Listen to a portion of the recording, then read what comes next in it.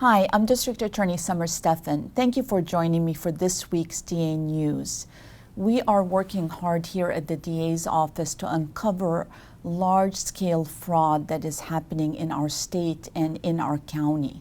That fraud relates to unemployment checks that are supposed to go to families and people who have lost jobs during the pandemic, but instead are getting in the hands of state prisoners, some of whom are murderers, robbers, and rapists. This is really devastating and something that must stop immediately. We're working on the front end to investigate and to bring accountability to that fraud, which we're measuring at about $5 million right here in San Diego.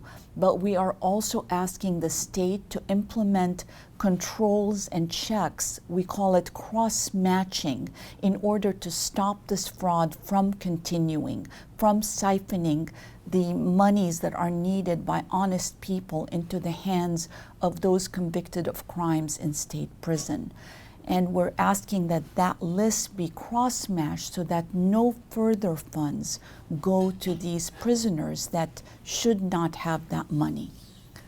We're also fighting on another end, and that's to make sure that hearings for sexually violent predators remain open, that the courtrooms aren't closed, because this brings further pain to victims of serial rapists and molesters from having to be shut out of the courtroom, to not know what's going on in cases that have affected them throughout their life.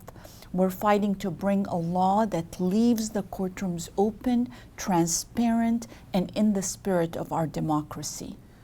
On another note, we've been able to extradite John Sipos for the charges of murdering Mary Scott over 50 years ago here in San Diego. Our cold case unit never forgets about victims, no matter how old the case is, and we're now going to be able to proceed in the criminal justice system. Just remember, we're here for you. We know these are challenging times, but reach out if you need anything. Remember all of our COVID resources that are on our website at sandiegoda.com, and I will talk to you next week.